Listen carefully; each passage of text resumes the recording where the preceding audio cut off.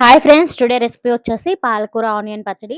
చాలా టేస్టీగా ఉంటుంది. వేడి వేడి అన్నంలో మనం తిన్నాము అంటే, ముందుగా ఒక మిక్సీ జార్ తీసుకొని అందులోకి ఒక 10, 12 నుంచి ఉల్లిపాయలైతే వేసుకోవాలి. అలాగే ఒక 2 ఆనియన్స్ కూడా కట్ చేసుకొని వేసుకోవాలి. 1 టేబుల్ స్పూన్ కారం వేసుకోవాలి. అలాగే ఒక హాఫ్ టేబుల్ స్పూన్ వరకు సాల్ట్ వేసుకోవాలి. కొంచెం చింతపండు కూడా వేసేసుకొని మూత పెట్టేసి మిక్సీ అయితే పట్టుకోవాలి మెత్తగా. మనకి ఇలా ఉంటే సరిపోతుంది. పోపు పెట్టుకోవాలి. ఇప్పుడు పాన్ పెట్టేసుకొని అందులోకి 1 ½ టేబుల్ స్పూన్ వరకు ఆయిల్ వేసుకోవాలి. ఇందులోనే పోపు దినుసులు వేసుకోవాలి. అలాగే ఒక 2 ఎండుమిర్చి, కరివేపాకుని కూడా వేసేసుకొని మనమైతే ఫ్రై చేసుకోవాలి.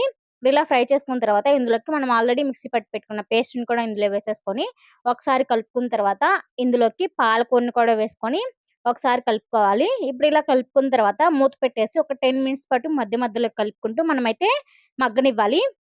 ఆఫ్టర్ 10 మినిట్స్ తర్వాత మనకైతే పాలకూర, ఆనియన్ అంతా మగ్గిపోయింది. మనకి పచ్చడి అయితే రెడీ అయిపోయింది. Please subscribe to my channel. Thank you.